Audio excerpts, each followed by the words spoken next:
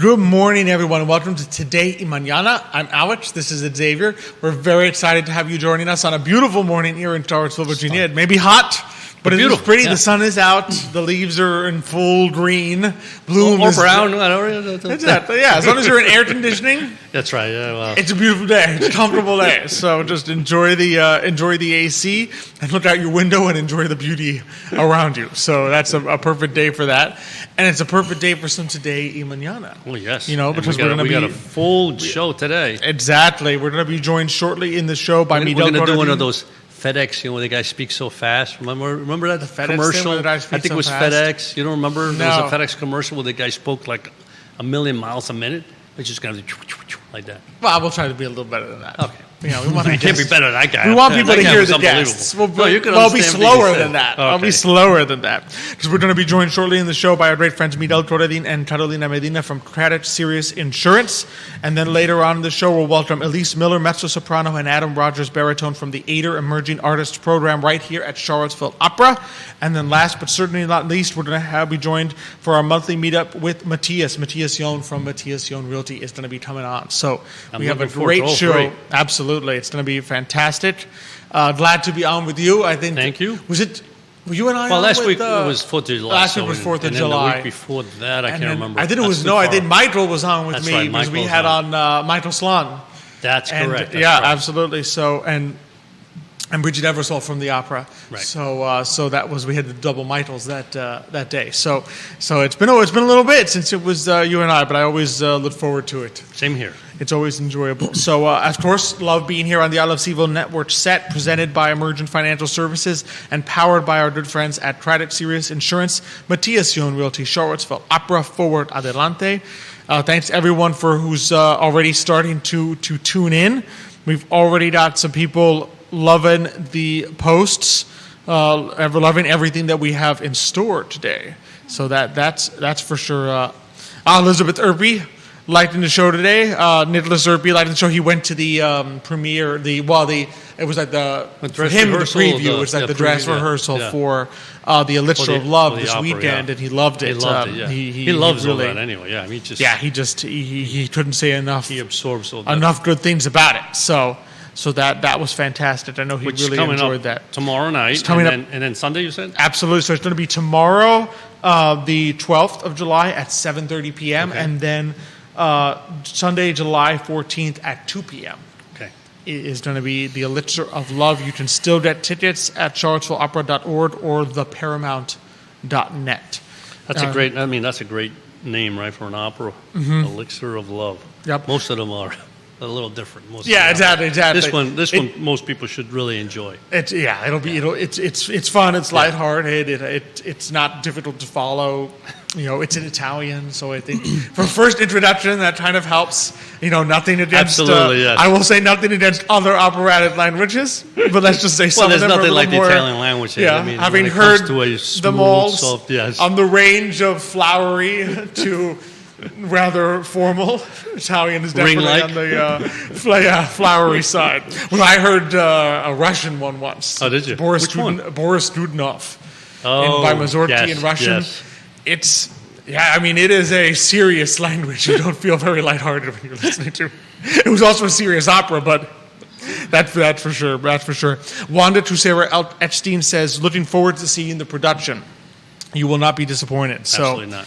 Well, I say it's a great show. I'm excited to jump right in. Yes, we got to give them all the time we can get. Absolutely. So we are excited to welcome to the show this morning Miguel, Coradine, and Karolina Medina from Craddock, Sirius Insurance. Miguel, Karolina, thank you both so much for being on with us this morning. Buenos días.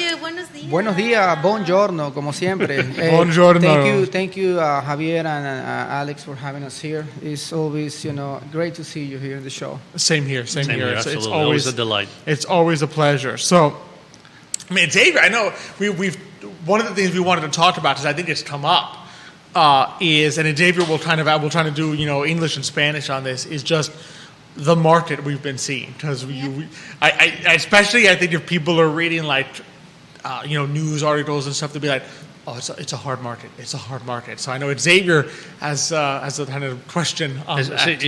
Voy a hacer la pregunta a Karolina, y Miguel también puede responder sin duda, pero Dicen que la market, El mercado, claro. el mercado de seguros es duro. Ahora, no sé si se puede traducir hard market a un mercado duro, ¿no?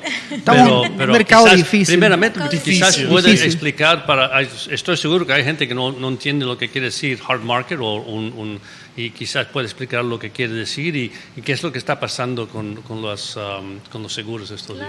Claro, bueno, lo voy a decir en español y Miguel pues me ayuda el resto, pero bueno, gracias primero de estar aquí, No, siempre es un placer, chicos, verlo Igualmente. y compartir aquí en el programa.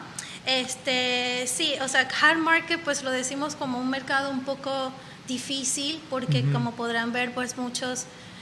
como agentes hemos recibido muchas llamadas de nuestros clientes que los seguros o aseguranzas han incrementado. Siempre les digo, ustedes no son los únicos, a todos nos está pasando, lamentándolo mucho, y eso se debe lógicamente a varios factores que está pasando hoy en día en el mercado. Uno de esos pues lógicamente no es mentira para nadie, estamos viviendo una inflación, el país está viviendo una inflación, claro, como ves todo ha subido, la renta, la comida, los precios de las casas, los carros, y las compañías de seguro lógicamente pues no es una excepción. Y mucha gente me dice, pero ¿yo qué culpa tengo? Pues bueno, hay muchos factores que hay que tomar en cuenta, lógicamente eso. El precio incluso de los gastos médicos ha influido tanto, ha incrementado tanto, que a la hora de hacer un reclamo, lógicamente no va a ser el mismo costo. La persona, por ejemplo, si resulta lesionada, la tercera persona involucrada en el accidente, resulta lesionada, lógicamente los gastos médicos van a ser más altos. Por ende, las compañías de seguro también incrementan sus precios al lado de la liability, o sencilla o regular, que le llaman mucho. Hemos leído hace poco, desde la pandemia, hablando de 2 años para acá, el incremento de accidentes ha subido increíble, bastante. Pues ya la gente, yo creo que después de haber estado en casa tanto tiempo, sale. Sí, entonces lógicamente ha sido diferente la forma del manejo. No sabemos por qué, pero los accidentes han subido muchísimo. Entonces, por ende, pues también han tenido que ajustar precios por eso, los precios de los carros. A la hora de hacer un reclamo, las reparaciones de las piezas de los vehículos no es la misma. Ha incrementado muchísimo. También muchas cosas, pues la gente ha tenido ahorita mucho, y Miguel, corrígeme en esto, accidentes en el speeding tickets, también, ticket de velocidad. Multas de velocidad. Gente que maneja bajo la influencia un poco del alcohol. A veces dice, una cervecita o 2 no es mucho, digo, pero es suficiente para que un policía te pare y te ponga un DUI. Claro, ese Entonces, siempre llamen, por favor, un Uber, no manejen así. Y eso influye mucho también. Y no sé qué otro factor te acuerdas. Bueno, yo hablando de lo que es el mercado difícil ahorita en esta etapa, como que quería comentarle a las personas que nos están escuchando, es que lo que tienen que entender es que esto es un mercado que en promedio toma 3 años. Esto es como cuando vienen situaciones buenas o malas en la ¿cómo se llama? Donde está el exchange, ¿no? Por ejemplo, en la bolsa. La bolsa de valores y el mercado, todo eso. Sí. Entonces es como un roller coaster, ¿no? Es como una montaña rusa. Pero ahorita estamos en el mercado difícil, ¿no? Por todas las razones que acaba de explicar Karolina, entre otras también. Ahora, ¿qué esperar de todo esto, verdad? Porque esa es la gran pregunta. Bueno, ¿y hasta cuándo va a pasar esto? Entonces, si tenemos en cuenta que en promedio, históricamente, dura 3 años el hard market, el mercado difícil de seguro, yo pienso que esta vez va a durar más de 3 años, porque el hard market, esto comenzó en el 2020 y ya vamos para el 2025. Según los expertos, pero esto no es nada seguro, yo no puedo certificar esto, dicen que a mediados o finales del 2025 las cosas en el mercado se pueden estabilizar. ¿Okay? Se pueden mejorar los precios y no va a haber muchos más, incrementos en la tasa de la prima, ¿no? De las personas, pero eso va a depender de muchos factores, porque así como todo ha incrementado en el seguro de los carros, también ha pasado en el seguro de las casas. Una de las formas más, fáciles de explicar en la parte del seguro de las casas es que, yo no sé si usted se han dado cuenta en la noticia, pero cada día hay más tornados, cada día hay más huracanes y son más fuertes y causan muchos más daños, mucho más que en promedio. Y eso en teoría puede bajar, pero si seguimos teniendo todas estas tormentas de huracanes, tornados, incendios, esto no va a hacer que las casas de los precios de los seguros bajen, esto va a ser más lo contrario, que sigan subiendo. Y entonces, lamentablemente estamos ahorita en este proceso y esperamos salir de ahí aproximadamente a mediados del 2025. ¿Y tienen un impacto también los precios de las casas en el mercado de correcto. Sí, porque las casas también se están evaluando. Sí. No solamente eso. Si usted compra una casa, por ejemplo, de $250,000 hoy, ¿verdad? Un año después, como vamos con la inflación, esa casa que usted compró no va a costar $250,000. En el peor de los casos, si se incendia, la pierde. Va a costar probablemente un 20% más. 15 a 20% más. Entonces, todo va subiendo. Y eso estoy hablando de un año. Claro. Eso puede incrementar a medida que van pasando los años, ¿no? Entonces, lo que aprovecho a decir que es importante que cuando tenga una póliza de seguro de casa tengan lo que se llama el replacement cost, ¿okay? Porque el replacement cost es como un seguro antiinflación.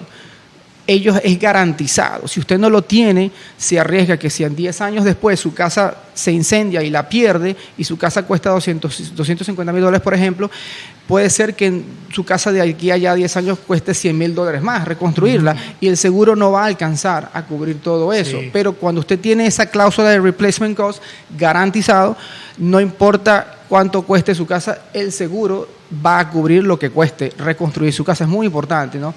Por eso hablar con expertos de seguros independientes que le expliquen todo eso, porque son muchos detalles, muchas cosas que si bien usted no lo sabe, para eso estamos los agentes personales que podemos guiarlos, ¿no? Y asesorarlos profesionalmente.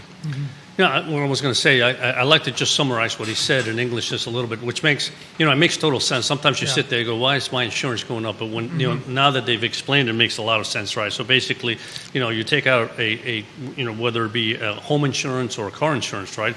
And think about it. Cars now are worth a lot more than they were, 5 years ago, right? So basically what Miguel and Karolina are saying is that the hard market means that prices of insurance have gone up, and they've gone up since 2020, and typically it's about a 3-year cycle, and now we're going to maybe a 5-year cycle. But as we all know, inflation has been a large reason for that. If your car used to be, cost $30,000 and now costs $50,000, the insurance company, when you get into an accident, no longer has to pay for a $30,000 car, but a $50,000 car, so the parts are more expensive. Medical costs have gone up, so if you get into an accident, then the medical costs go up. I think Carolina mentioned that since the pandemic, accidents are up. Whether it be people driving under the influence, whether people are driving speed. I guess the people are breaking the speed limit more often than not before. So all this forces the insurance companies to raise those rates. And like we mentioned also with regard to houses, you build a house or you buy a house that's worth $250,000. If you get an insurance policy for $250,000, and all of a sudden 3 years later your house burns down, or there's been more tornadoes, more hurricanes, so something happens, you're only getting $250,000. So what Miguel is recommending is you get the replacement cost, and of course you get a replacement cost, it's going to cost $350 to the insurance company. Guess what? Insurance rates are going up. So it's a function of we are living in an inflationary environment. After the pandemic, I guess everybody said, I'm going out, I'm having fun, I'm living life, more cars on the road, more people out there. Yeah. So, all this is an influence too, and that's what hard market means, basically, that the insurance companies have had to raise their prices because of what's been going on. Absolutely. Ricardo Cruz Duran, watching the show, amigo del programa, he says, Miguel and Carolina, love to see y'all. And then he says, qué buena explicación. A mí le pasó también. So he's seen it himself, our good friend Miguel with Total Mortgage. So. Exactly. Yeah, and in addition to that, and thank you, Ricardo, good to see you always. In addition to what Xavier just said, have you noticed that the new vehicles, people don't realize how much money the new vehicles cost. Like even 10 years ago, no vehicle had cameras. Now, every single vehicle from 2022 up, they got at least 2 or 3 cameras. Sensors, cameras. Yep. This costs a lot of money. Yeah. It's not now a bumper sticker thing that is going to cost you $500. No, maybe one of these 2 cameras is going to cost you $1,000 each. Just the cameras only, And these are the things. Cars are actually being built better with better technology, but unfortunately it costs more. It costs more, and that's just one thing. Another thing that are happening is the revolution of electric vehicles.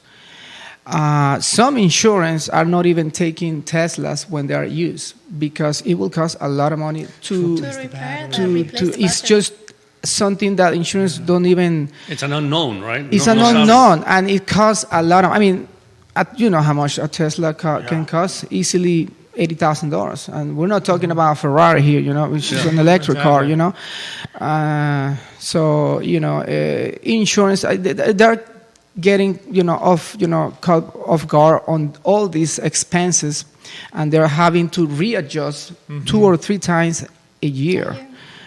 To make sure they have the money to pay for these higher costs and expenses that they will have.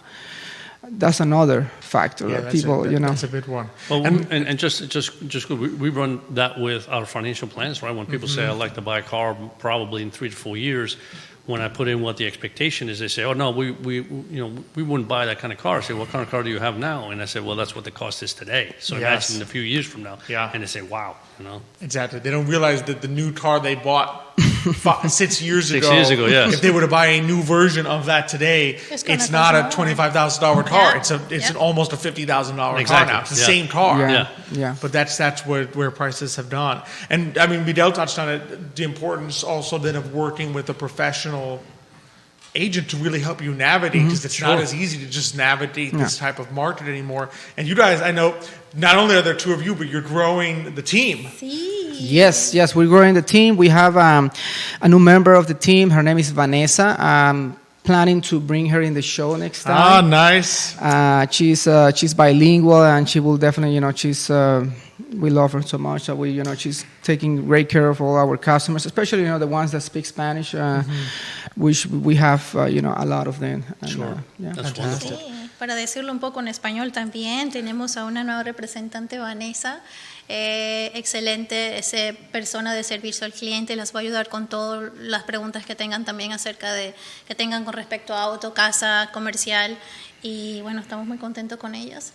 Igual estamos abiertos también a aprovechar la oportunidad de que pues estamos abiertos a la posibilidad de otra persona bilingüe, inglés-español en la oficina. Si están interesados, pueden mandarnos a tu email o Miguel, el Miguel Coradine. Miguel Craddock at Sirius, Miguel at CraddockSirius.com.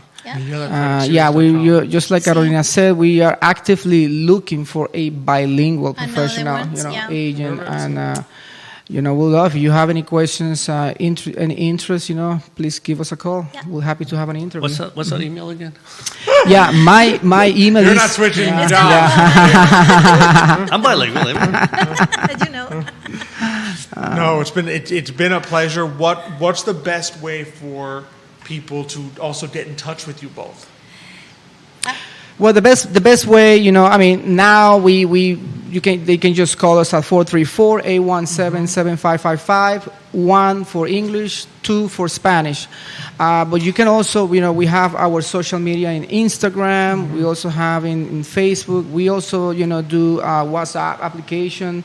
A lot of our Latino customers, they do that. It's easy, you don't have to call. You just send us a voicemail or a text message, things like that are very, quickly, and then we can just right away, get on it. Así que hay muchas maneras de ponerse en contacto con ustedes dos. Sí, Eso es importante. And in fact, I was going to have a different question, but we have an audience question. Ricardo asks, para la posición, ¿tiene que ser con experiencia o sin experiencias? ¿Qué necesitan para aplicar? Bueno, en este caso, nos gustaría que tuviera experiencia, si no, igual estamos abiertos a la posibilidad, no hay problema. Sí nos importa bastante el hecho de que sea bilingüe y porque pues puede manejar nuestros clientes tanto en inglés como en español. Y para aplicar, como dice Miguel, puede mandarlos al email miguel@craddocksirius.com, o también en caso de que no puedan tomar nota rapidito, nos pueden llamar al 434-817-7555 y con mucho gusto le brindamos más la información un poco más personal. Pero gracias, Ricardo. Perfecto. She says that so quickly. I know. Especially the numbers. She just so threw them out like so that. beautifully. It's like, so that's where one day I want my Spanish to be. It's like, Me too. I know. Both of us. Well, Miguel, Karolina, it's been a pleasure. Thank you so much for coming on. Thank you so much. Excited to have you us. back. I know we've got some other topics for next time you come on. It's okay. It's Definitely okay. cover. Thank you. It's Definitely. pleasure having you. Being here with you, and thank you again. Thanks so much. One more thing, lo bueno también en este caso, porque siempre me gusta terminar con lo positivo, sí. es que pues la diferencia es que trabajamos con diferentes compañías de seguro, así que no todo es negativo, así que podemos, como dicen, shopping around for you, buscar opciones y con mucho gusto podemos ver qué mejores opciones podemos conseguir de acuerdo a cómo está en el mercado. That's the key thing. Yeah, they have access. They're independent, so they have access to a lot of different insurance options. So you can kind of shop around, compare prices. Something that fits you best. Yeah. Exactly. Yeah. So we're always happy to help. Yeah. Excellent. Yeah. Thank you both so much. Can't wait to see you next time. Nice to see you both. Thank you. Yeah. All righty. So as we rotate here. Qué buen esposo, dijo excellent. I know, No excellent. bueno, I know, not good, excellent. excellent. No, I always learn so much. Yeah, I mean, like Ricardo said, just such a great explanation and analysis of like, okay, how do we get where we are? What are we looking at? What are the options? Exactly. Yeah, that's important. Yeah. These are difficult times for a lot of people, and so it's good to have those kind of options. Exactly. So from one pair of great guests to another. We are super excited to welcome to the show this morning Elise Miller, Mezzo Soprano, and Adam Rodgers, Baritone, from the ADER Emerging Artists Program right here at Charlottesville Opera. Elise, Adam, thanks so much for joining us this morning. Thank you. Thanks for having us. And we've been looking forward to it. I can already hear the music coming out of them. That's great. I can tell what's on your mind. So maybe to start off, for those, I mean, we especially because I think some of our audience has seen you both on stage, particularly recently, but maybe for those who haven't met you yet, tell us a little bit about yourselves and kind of what led you to opera. Well, I'm from Texas, and I was a choir kid. Choir is pretty big in Texas. And so that's sort of where I got my start. I started taking voice lessons in high school. I previously took piano for a long time and ended up going into college for music. And I didn't really know much about opera when I got to college, but I was studying classically, so I learned through that experience, and then I ended up going to get a master's at Indiana University, where I currently go. And that's a very big opera school, and I have a lot of background in musical theater as well. I think many high schoolers sort of start off in other genres, but I found it through voice lessons, through classical training, and just through experiences at school of doing operas and doing summer programs. Okay. Yeah. Oh, that's awesome. So I'm originally from Georgia, and like Elise, I started in choir. That's where I fell in love with music, and then I decided I wanted to teach. But even though I taught choir for about 3 years, during that entire period, I knew I wanted to perform, and so I did some summer programs and kind of found my way into some professional performing opportunities, and my love for opera has just kind of grown from that point. So I'm just curious. So at what point, because I mean, sometimes, like, as a little kid, I sang, right? But, obviously, if you heard me sing now, you realize why I just never went into anything. But at what point did somebody tell you, wow, you got a great voice, you could, or was it a voice that developed over time, or is it something where somebody said, wow, you've got the voice to do this? Well, I guess, I can tell you the first time I knew I had a good voice, which was in middle school choir, when we were doing an arrangement of Mac the Knife for middle schoolers. It was a Kurt Weill song, and arranging for middle school choir is not easy, so we were doing an arrangement, and there was a solo, and I was like, I told my mom, I said, I'm going to audition for the solo. And she's like, okay, whatever. And then I ended up getting the solo. So I know it's like a really like weird story, but I really just didn't know I was a good singer. I was really more into piano at that time until my middle school choir director gave me a solo. And then from there, I just kept staying in choir. And then when I started taking voice lessons more seriously, I think that's when I was really encouraged to apply to music school. Yeah. My mother always tells me the story of how she prayed when she was pregnant with me and prayed that I would play piano and sing. And so when I was young, I'd go to the piano and just start singing, and then growing up in church would sing all the time. And that's kind of where it started. I don't necessarily know if I remember anyone telling me I sounded good. I just remember singing until people acknowledged, oh, he's not going to stop. So, and then somewhere along the way, like you mentioned, the skill came in, like Elise and I have gone through school and done, considerable amount of training. So of course there's been some polish over the years, but I think initially it was just that raw passion and that desire to do it. And then things kind of lined up eventually. Absolutely. So what led you both to the ADA Emerging Artist Program here, and kind of what's been your experience of it? Do you want to go first? Sure, yeah, I'll go first this time. I did a program last year in North Carolina called Brevard, and very great program.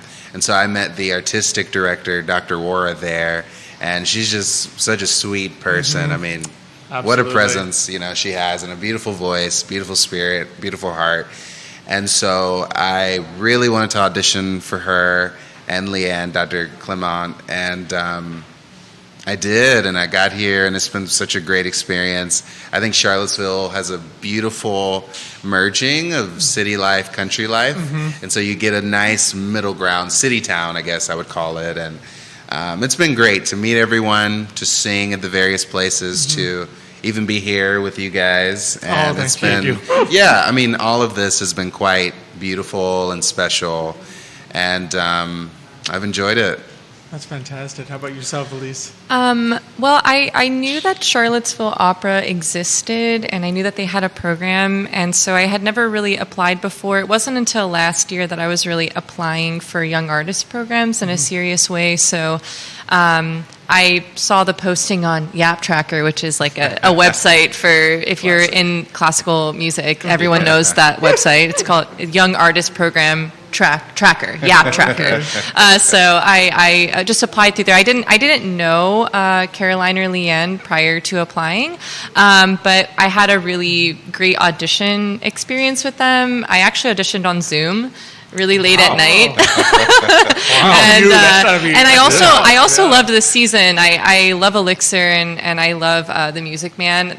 So I just there wasn't really like anything specific I was going for in the audition, so I just sang kind of what I liked to sing, and we just had a good rapport, and I just think that they liked me, and I was really excited because I also have some friends that have done the program, and everyone has nothing but great things to say, so it's been a real pleasure being here. So when you auditioned on Zoom, was it any of the songs from those two, or something that you just knew well? Something I just knew well. Okay, I didn't really think there was something specific for me in the season other than just smaller roles and things. Right. So I sang one of my arias, and I sang a Golden Age song, and they just really liked it, and it's been great. That's impressive. I mean, because I am not a Zoom fan because, as you can tell, I use my hands and everything, and on Zoom people say, "What's wrong with his hands? Where are they going?"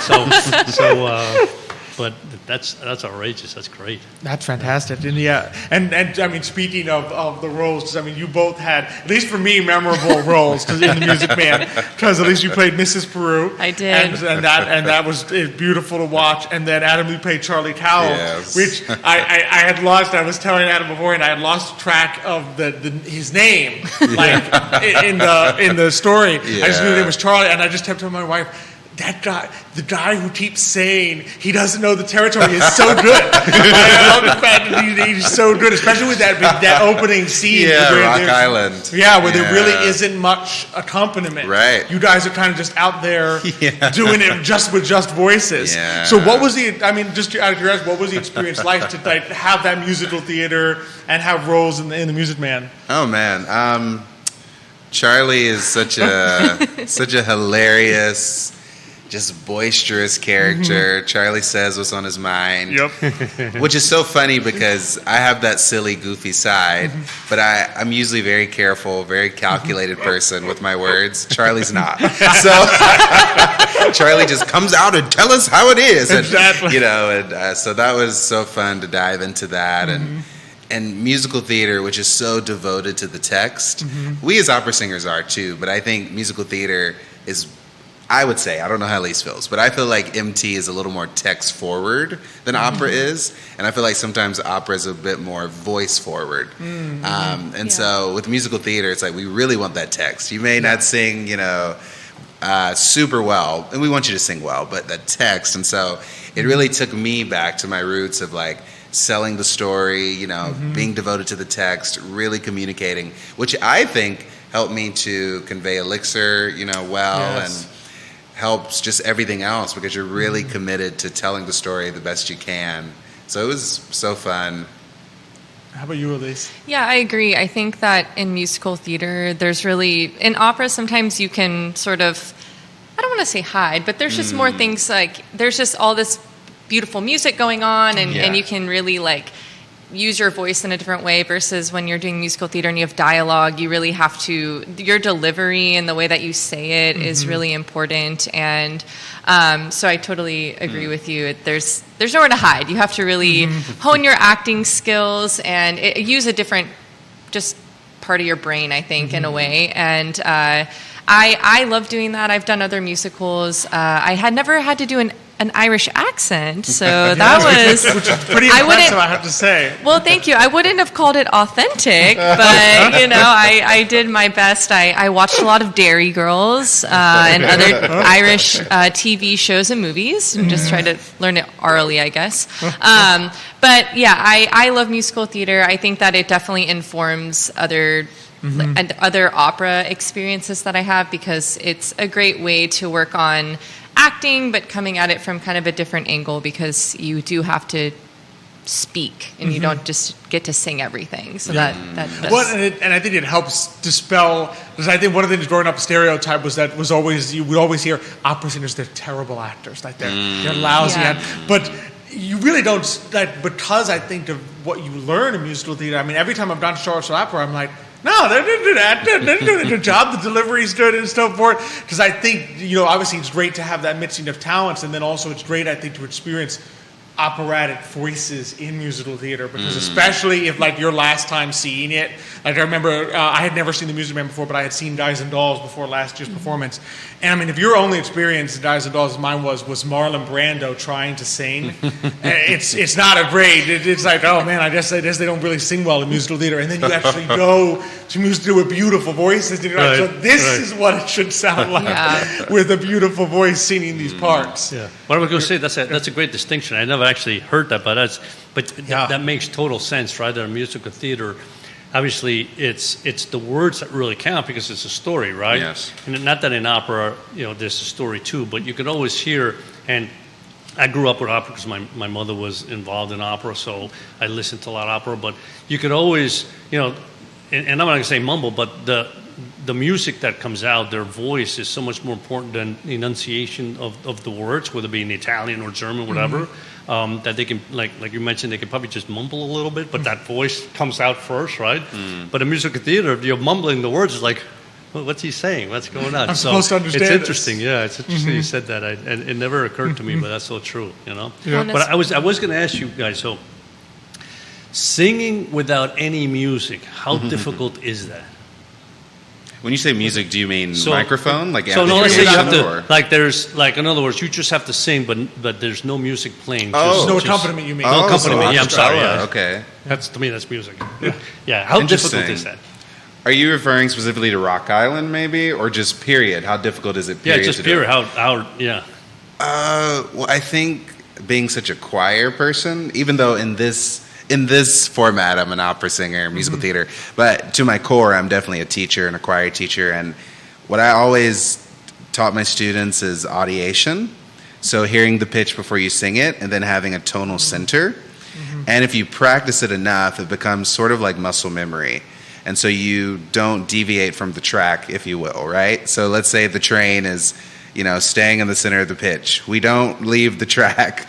And what reinforces that is the technique. And so maybe the nuts and the bolts of the track would be breathing and pacing and tongue position and laryngeal, position and things like that. And so I think technique really helps us stay in tune. And I think a cappella can be difficult if you don't have the proper tools and technique in place. But what do you think, Elise? I agree with you. I haven't sang a cappella stuff in a while, but when I was in choir, we did that a lot. And again, Texas, big choir place, and we did all types of audiation type things. And I think, if you can't hear it in your head, you can't really put it out there. But that's a skill that you can really train, in young singers, is to hear it and then produce, hear it in their head and then produce it. And again, with training too, breathing, reinforcing intonation and things like that, for sure. I'm in agreement with you, Adam.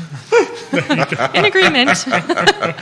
And so on that vein, so you both now, obviously, Music Man was musical theater, and now Elixir coming up this weekend is back to opera. Yeah. What, for you both, what are you looking forward to? What can people look forward to this weekend? I would say that one thing that people can look forward to is the very colorful costumes. Our director is calling it sort of the Epcot version of Elixir. All of the women have very just bold colors, and we kind of mine is very Belle, and some other people have different sort of Disney character vibes to their costumes. And also there's some very cool projections and artwork that you'll see during the show that is just, it's really neat. So it's animations and projections and things. That's very fun. Adam? I think it's such an immersive experience, and even at times in the show, I think the audience will witness the fourth wall being violated, right? So you won't feel necessarily that you're looking in. You'll feel like you're a part of the action in the village, on the farm, so to speak. And so I think it's going to be quite exciting. Absolutely. No, people can look forward to it. Absolutely. I'm very excited about it myself. I'm going tomorrow night, so it should be fantastic. Yes. Yeah. Before I let you both go, where can people follow you both, learn more about where you'll be next, and where your journeys take you?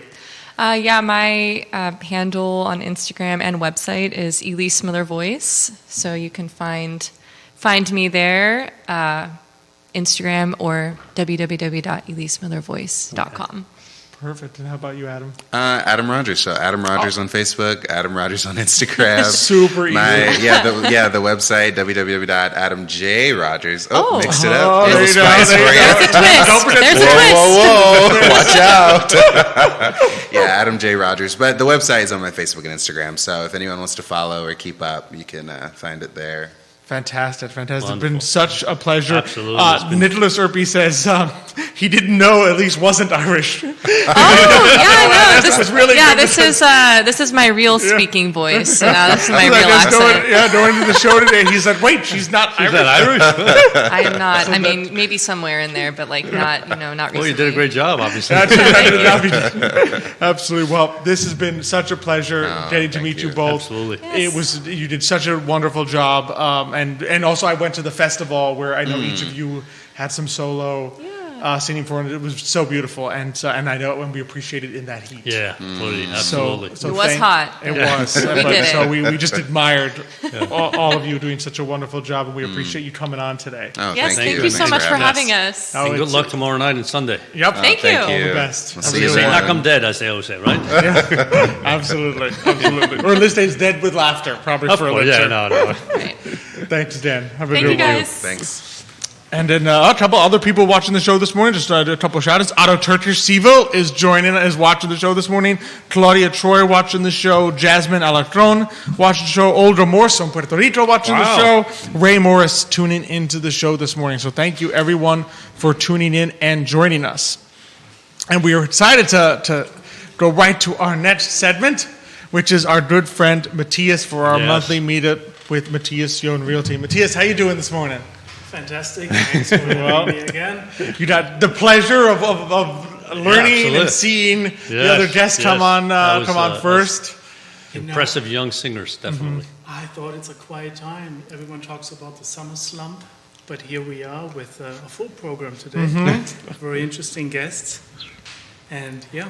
Yeah, totally. We try to combat as best we can the summer slump, which I know can sometimes be experienced out there. I think it's just a given, right, in real estate that there's always going to be kind of that summer slump because just people trying to just disappear and go on vacation and so forth.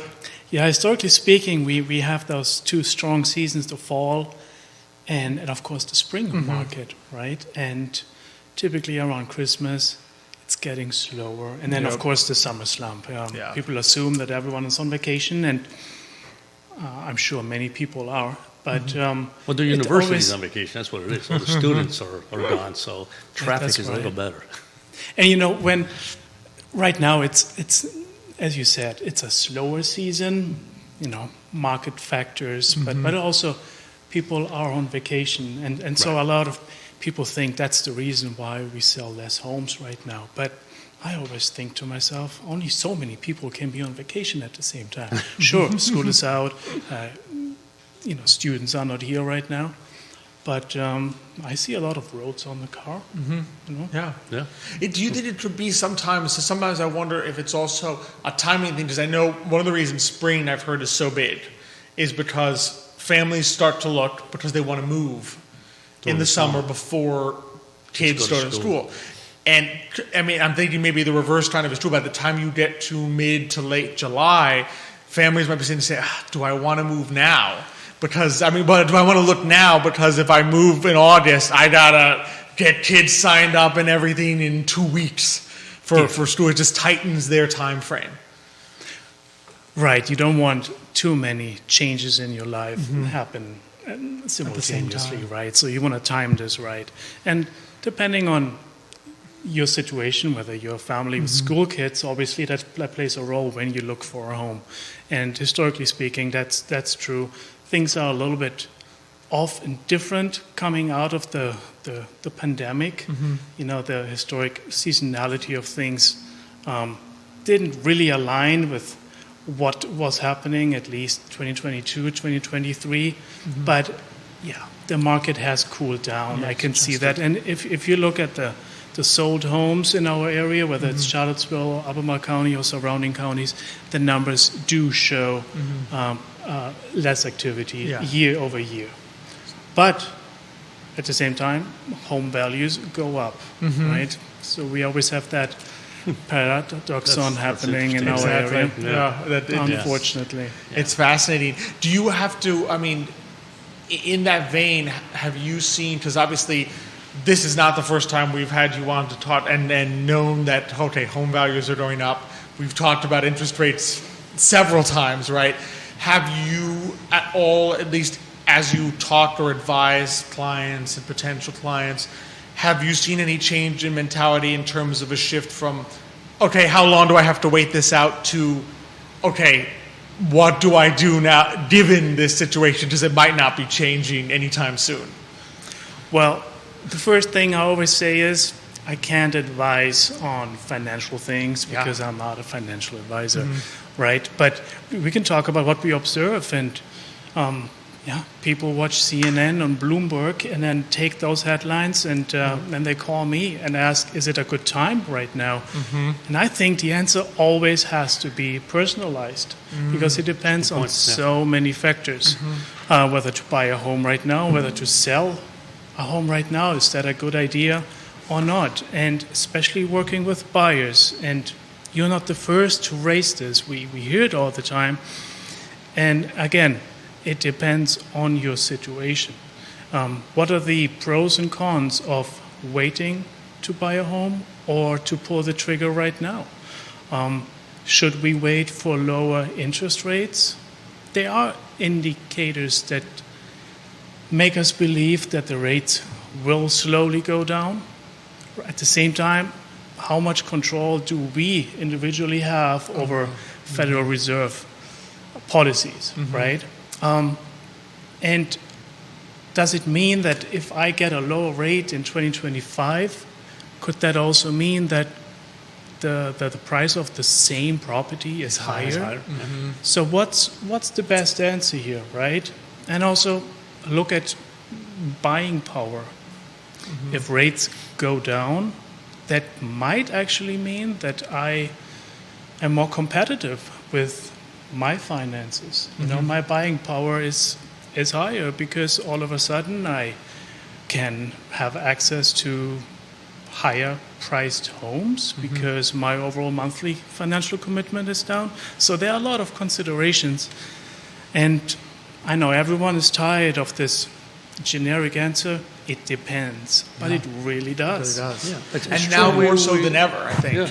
No, I was going to say, we see that all the time, too, where people, the same thing, they'll come to us, is this the time to go into the market, right? And it's like, you know, it has to be personalized, and you realize nobody has a crystal ball to say, next year the market's going to go up or down, right? I mean, if you miss an up market the next year, you're sitting there going, now do I get in next year? And it's the same thing with the house market. But this, and in the house market, again, it may be wrong, but I would say it's even more personalized because this becomes your home, right? This is where you're going to live. So to make a decision, I think you're absolutely right. It is truly personalized.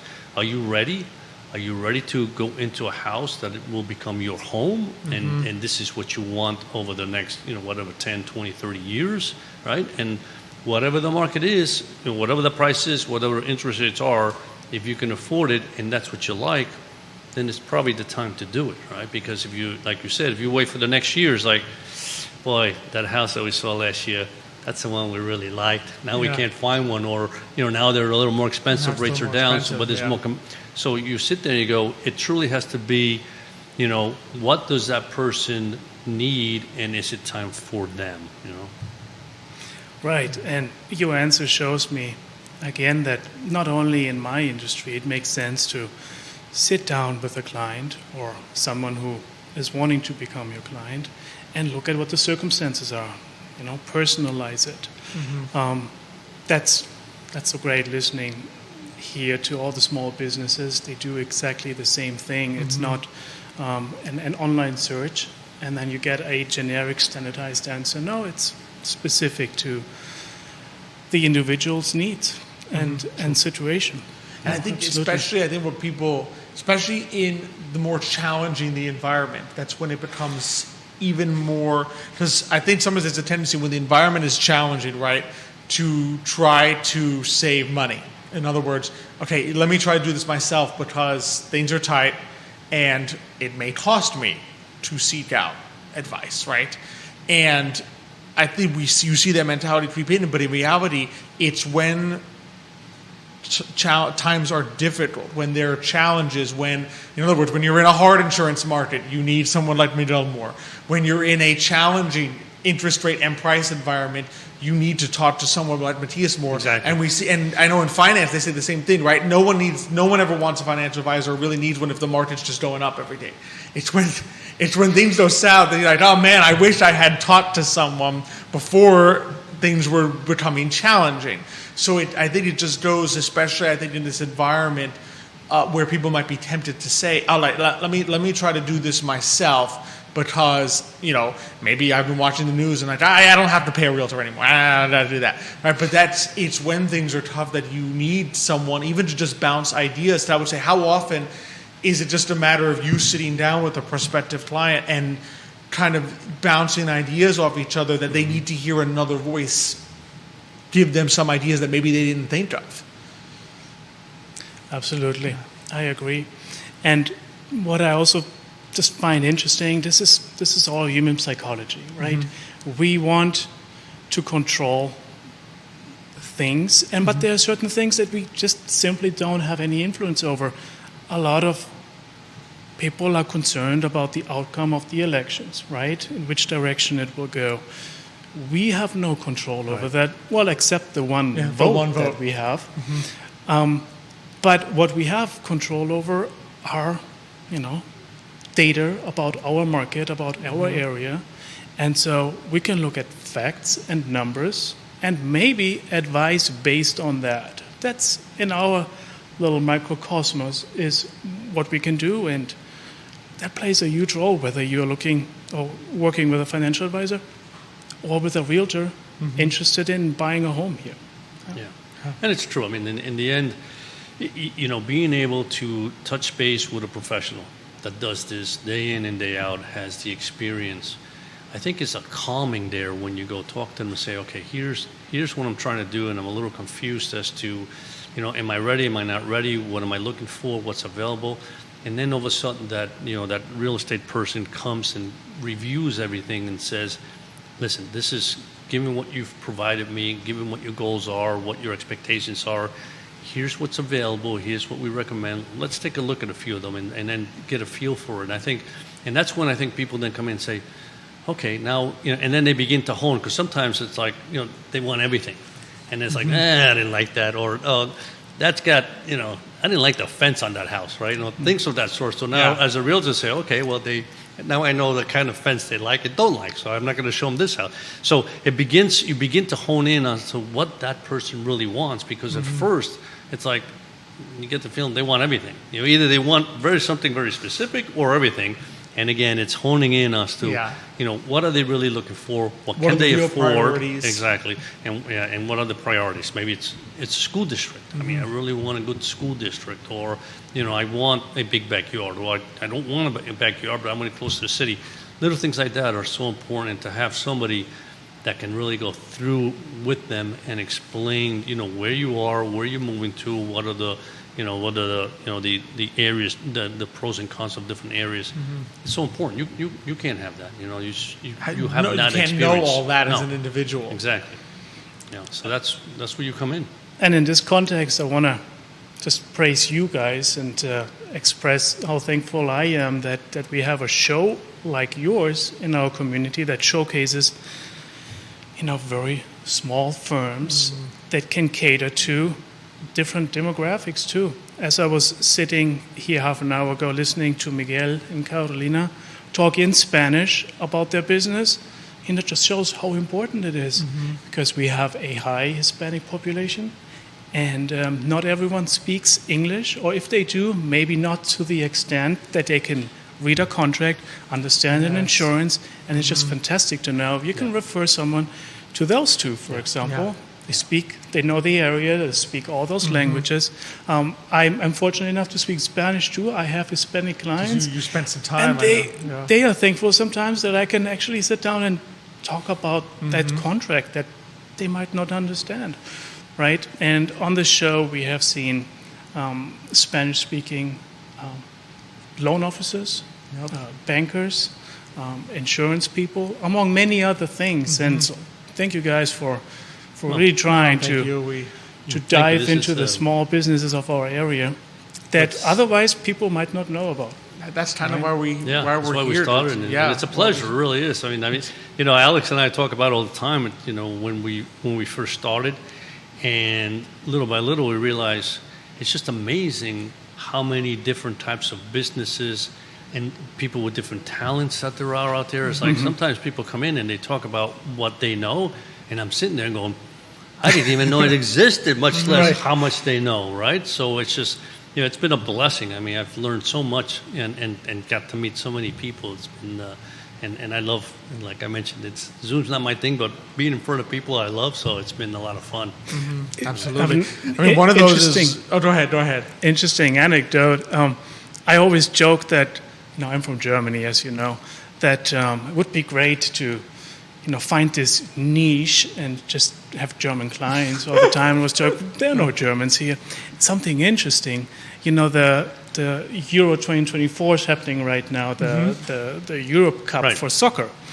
And I'm part of this German-American friendship or German-American association here in Charlottesville. And we organized like a little public viewing for everyone interested. So we went to locations in Charlottesville that show the matches on big screens. You wouldn't believe how many Germans all of a sudden show up. But I had no idea we're here. And it's great. I mean, I don't speak German too often with my family, of course. And it's always embarrassing because I realize I'm lacking the vocabulary the longer I live here. And I spoke quite a bit of German leading up to last week. And fortunately, they kicked us out of the the championship. But I connected with a lot of German people. I had no idea. So anyway, it's an interesting city. Do you call it a Stammtisch? Yeah, we call it My mother-in-law, the German Stammtisch. Monica, has one in Montana. She calls it a Stammtisch when they get together and talk in German and eat good food and get together. And the Stammtisch has been around for many, many years before I moved here, of course. And I joined them, and once a month we would meet, and it's usually a small group, maybe 10 or 12 of us, usually the same faces. And so it was just interesting to see close to 100. Wow. Whoa. So yeah, they're all here. They're here. A lot of them work at UVA, Matthias Jefferson, and so on. But anyway, that's awesome. That's really awesome. And one of those who you mentioned small businesses, Otto Turkish, is watching the show. He says Matthias is great to work with. We highly recommend him. Ali. Thank you, Ali, for the kind tuning words. in and appreciating you, which we can certainly agree with. Which have you been? I mean, in the summer, have you been in? What are some things you've been enjoying on that positive vein to take? I mean, because obviously, we're trying to counteract the summer sleep, right? But what have you been enjoying this summer?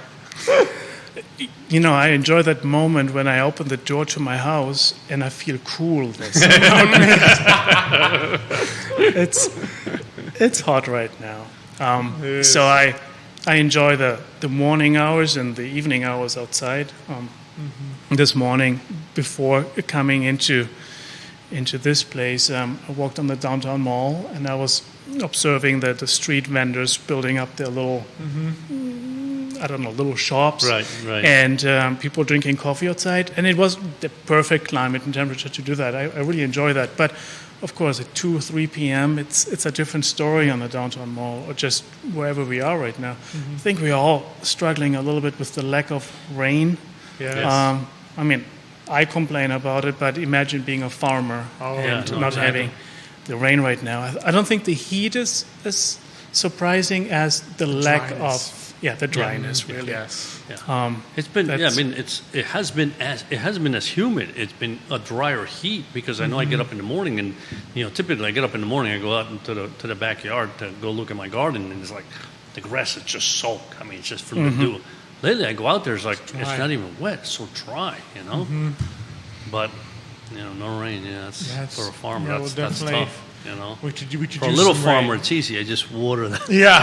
Water my little bit. But if I had a big farmer, farm. like I can't go out there with my hose. Absolutely. How's your garden looking? I think your wife is growing a lot of produce. Yeah, well, so we grow enough so that we can feed Alex and his wife. Oh, your children, Nicholas right? and his wife, and then ourselves. Free supermarket. Just perfect. But I mean, I'll be honest with you. It's like the tomatoes this year. There's no.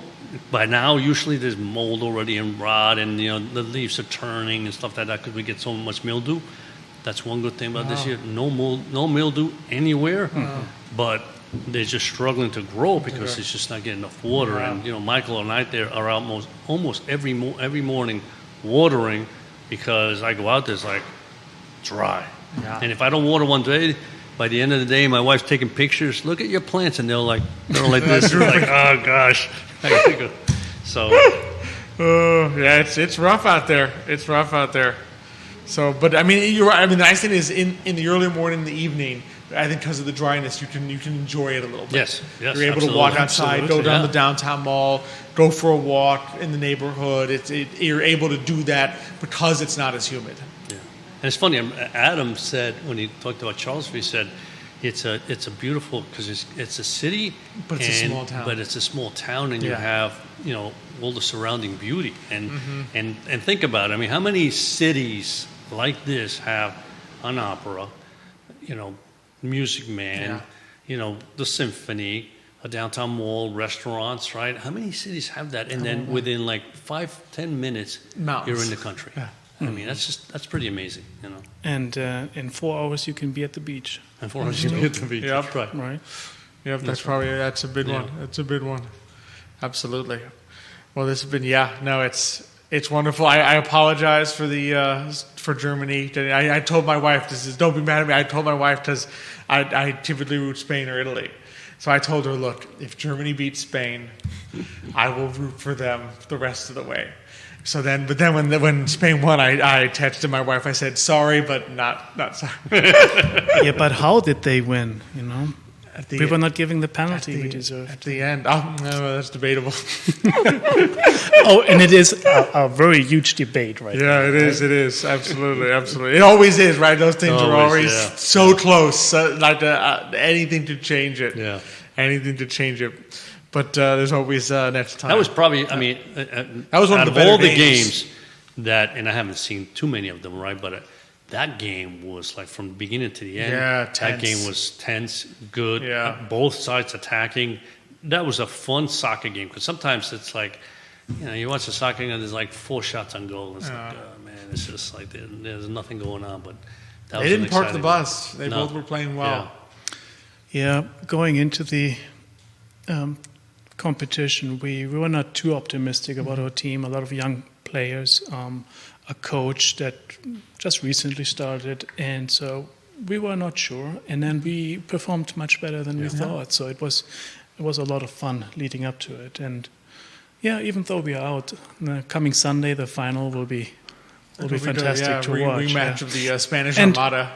Yeah, and even though it's not the number one sport in the U.S., Charlottesville, there are a lot of people watching it. Yeah. There are a lot of places, breweries, restaurants where people come together and watch it. And so that's what I will be doing this Sunday. There you go. Yeah.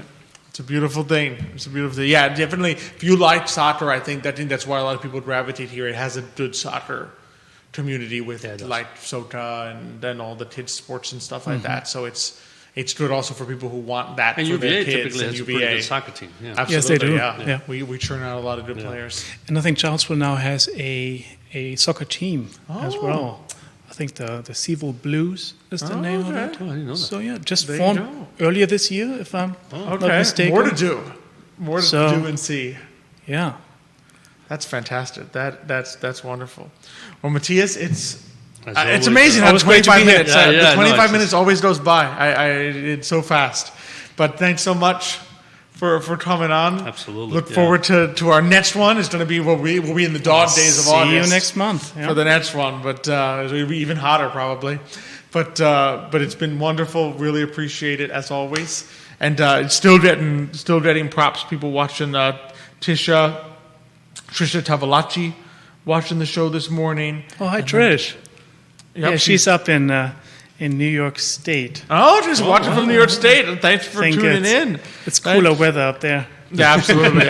And then John Dorton watching the show this morning. So thank you so much, everyone, for tuning in and joining us. It's been a great show. Thank you, Xavier. Oh, thank you. It's always fun. Always fun being always here. good. Always great to have Judah behind the camera, making us look good. We may see you, I think, in a couple weeks. Correct. Or actually, a few weeks. We got in a little. So for 2 weeks, we're going to be a little break. Yeah. Different people on vacation. But the first week of August, Michael and I will be hosting. You'll be back. That's right. So we can look forward to that. So my hasta mañana will be like hasta unas semanas. A few mañanas. Hasta a few mañanas. But look forward to seeing everyone then. Of course, thank you to Emergent Financial Services for presenting. Thanks to our wonderful partners, Matthias Realty, Craddock Sirius Insurance, Charlottesville Opera, Forward, Adelante. Thank you all for tuning in, for all the great comments and questions we had today. I really appreciate everyone who joined us. Ostan Mandirali, thanks so much for tuning in as well. Dr. Elizabeth Urpí, thanks so much for tuning in. Don't want to leave out anybody who gave us likes and comments. So we appreciate all of that. Especially that doctor. That's an important doctor in my life. So appreciate everyone who tuned in. We look forward to seeing you all in a few weeks. But until that time, as we like to close it out on the show, hasta mañana.